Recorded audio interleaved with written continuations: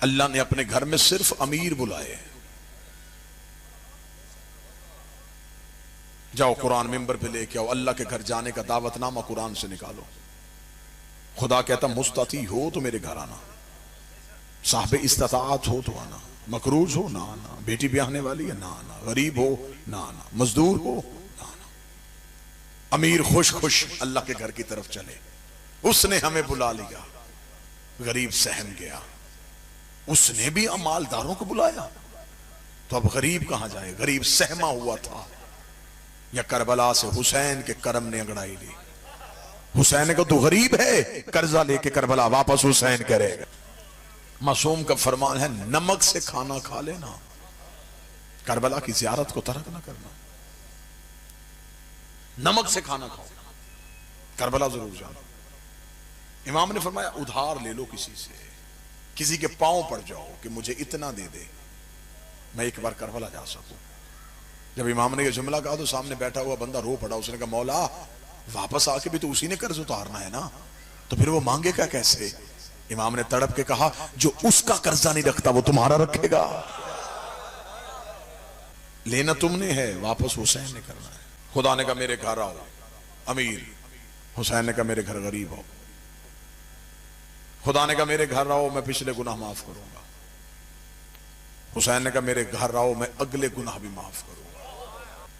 जाओ जाके उलमा के सरों पे कुरान रख के पूछो, अल्लाह के घर जाओ तो खुदा ने शर्तें रखी हैं। लिबास एक पहनवाऊंगा, सर मुंडवाऊंगा, खुले मैदान में सुलवाऊंगा, पहाड़ियों के दरमियान दौड़ाऊंगा, अपने घर के साथ चक्कर लगवाऊंगा।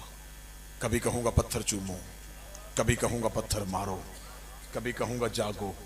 जब एहराम बांध लोगे फिर मेरी शर्तें हैं, तिनका नहीं तोड़ सकते, मच्छर नहीं मार सकते, झूठ नहीं बोल सकते, गीबत नहीं सुन सकते, वरना एहराम बातिल हो जाएगा।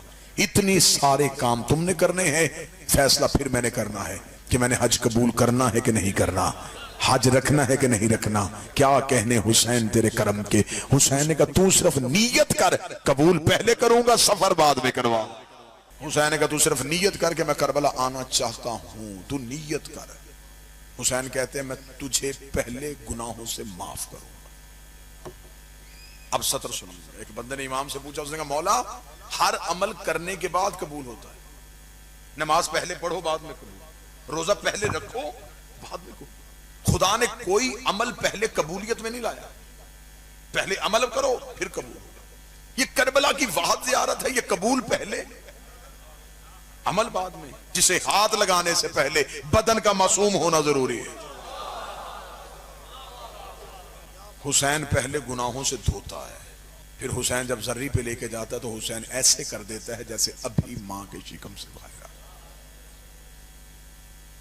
इसलिए कि गुनाहगार के हाथ में ताकत क्या कि वो हुसैन की जर्री पे हाथ डाल ले। करबला जियारत का मतलब सिर्फ जर्री देखना नहीं, हुसैन को मिलना है। अगर कोई जाए और जाके कहे कि ये हुसैन का हरम, वो सरकार अब्बास का हरम, ये जर्री नहीं, फिर वो जियारत नहीं। 10 मुहर्रम 61 हिजरी करबला में शिमर भी हुसैन को देख रहा था, लेकिन जैसे हुर ने देखा, हुर के पास मार्फत थी, हुसैन के कातिल के पास मार्फत नहीं थी। हुसैन कहते मेरे शहर आओ तो फिर मार्फत के साथ आओ। किताब में जुमले ना पड़े होते तो अकील शादी बादशाह हुसैन की कसम, मैं कभी अकील शादी मिंबर पे ना पढ़ता।